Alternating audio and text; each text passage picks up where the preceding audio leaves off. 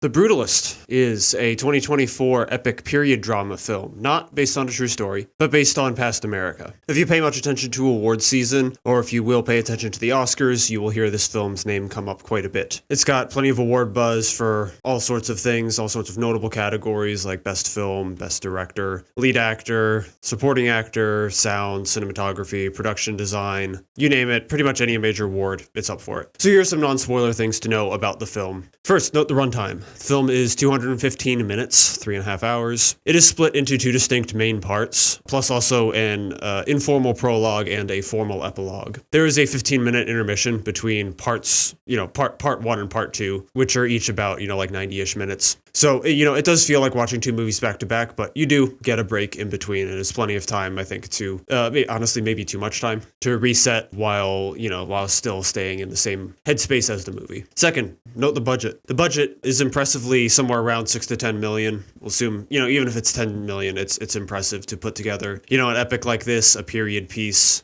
with that kind of budget. And also the film looks great, even besides that, even if it wasn't a period piece. It was primarily shot in Hungary, which is cheaper. Stars presumably took a pay cut. Adrian Brody and Guy Pearce, and it's presumably not a VFX heavy movie, so just fewer areas to drain money from, so the money can all go to the craft and the things that really make the movie shine. And despite the lower budget, they still managed to find great locations, still managed to set up interesting shots, still managed to hire good actors. Good on Adrian Brody and Guy Pearce if they did take a pay cut, or even regardless, because they do good work. Next, cinematography. The production design accounts for the physical environment of the film, and I called that out a little bit earlier, for some of the sets, some of the locations they found. But the cinematography is how the physical environment is captured. And I say that just to demark a little bit between the cinematography and the production design, because, you can have a good location or a good set by itself that looks good, in isolation, if you capture it neutrally. But then, of course, cinematography is going to change, how elements are captured, how the camera moves, how things look, things like that.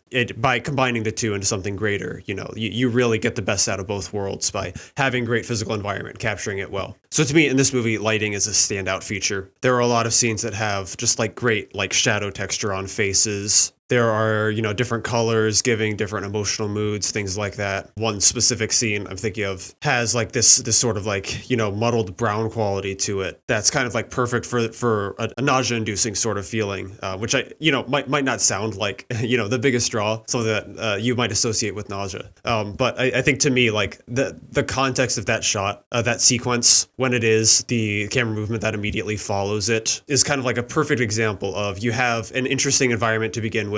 You give it an interesting look, you light it in an interesting way, you use the camera in an interesting way with some shaking, some movement, and you get something great, something that's greater than either of those parts separately. It's not the most dynamically shot movie, like I just mentioned earlier. One scene where it uses movement well. There are a couple of chaotic scenes in the film where sometimes a longer take, sometimes a more dynamic camera help it out. There are a couple of really nice camera movements, I think, for a pair of shots that really bookend an idea. So lots of stuff like that. Good job capturing the environment. It's great. It's not my favorite shot movie of the year or anything, but I would absolutely not be upset if it won awards, had praise lavished on it. Music. I love basically all the music in the film, and this is not just an original score movie. This also benefits a lot from some pre-existing, probably licensed music. Maybe the music is old enough that it didn't need to be licensed. Maybe it was original music that was, produced to sound vintage. Whatever the case, that vintage sounding music is awesome, in addition to the slightly more traditional sounding, but still unique original score. Love the main theme, which has this sense of drive to it, but also kind of pensive at the same time. There are fun little rhythmic and melodic choices in a number of different songs. It switches tones too. It's not all,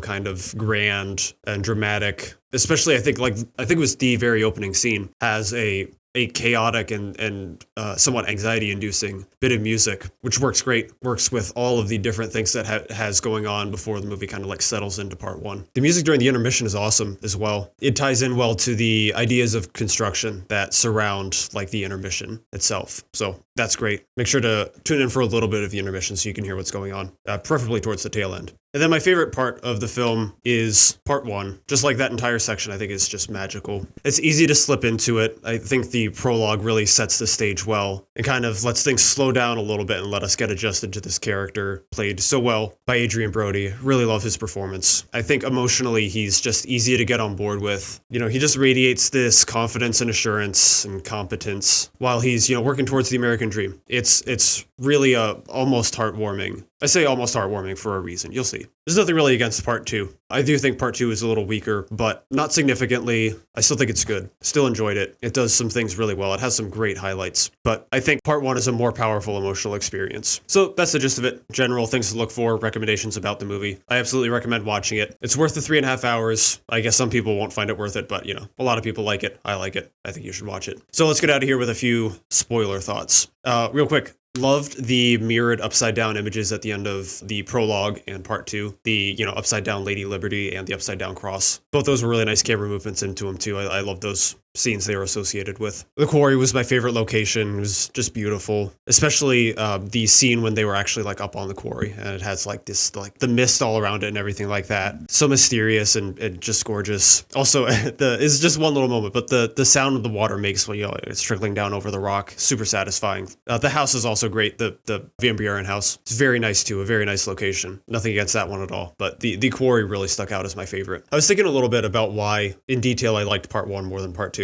And I wonder if it's just as simple as part 1 being a little more optimistic, a little more heartwarming, as I said. It's more common, I think, to make downbeat stories about America, which is understandable. There are a lot of things to discuss, a lot of things to improve. But part of me wonders if just like seeing the, like that ideal of the American dream, someone just rising to success, someone having fate deliver them successes instead of having fate deliver them failures. Like a positive story is awesome to see sometimes. So I wonder if just the emotional power and perhaps like a little bit of relative freshness of that idea in modern film, in modern, I guess, like art house film, something closer to that, because I'm sure there are plenty of positive films that suck that I don't watch. But, I think something about that is alluring and captivating, just enjoyable to watch. That said, I do think one of the strengths of part 1 is the things that it's quietly setting up for part 2, or at least they were quiet to me. Because I think when I was watching part 1, you pick up on, well, obviously you pick up on the Catholic wife kicking Toth out, which seems a little bit weird in the moment, but it's fine. He continues on his journey. You pick up on like Harry being just kind of like weird and uncomfortable and maybe a little bit inhospitable, but it's fine.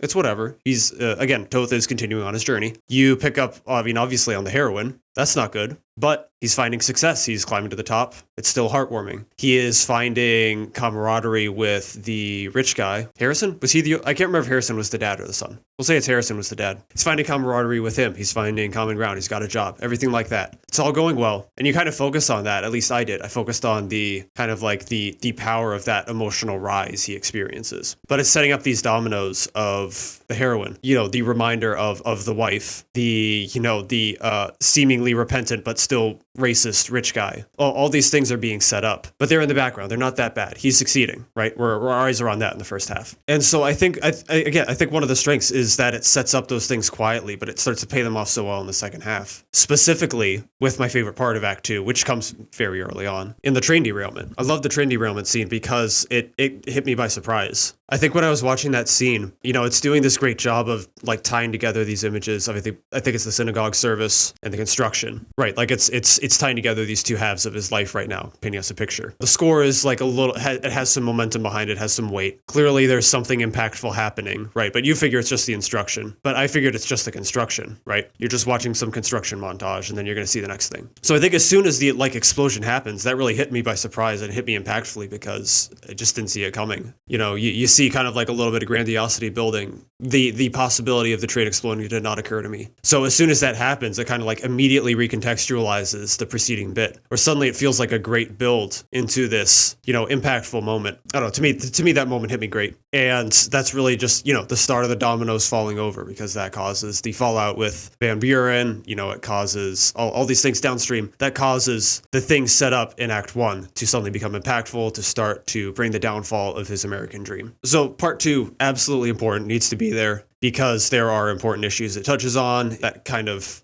reframe the stereotypical American dream with how things often are and have often been for many people. Like I said, I find the emotional pull of part 1 to be stronger, but part 2 is necessary. It's got gravitas. It's got awesome moments like the quarry, the party within the quarry, which has a lot of great things associated with it too. You can't go wrong with either half. Like I said, I just find the pull of part 1 to be stronger. I also really liked switching between the VHS sort of filter and the regular aspect ratio in the epilogue. To me, that kind of felt like it was trying to communicate a sort of timelessness with what the what was it, his niece or something like that, who the lady was trying to present, right? Like these ideas of self-isolation, of catharsis through art, things like that. Like no matter if you're looking at it through the lens of the 80s, whether you're looking at it through the pristine camera work of right now, either way, the things the movie speaks to still apply. They're still relevant. The lessons we can learn from this character's life matter. I like that choice. It's eye-catching. It provokes thought. Makes you think about what the movie's going for.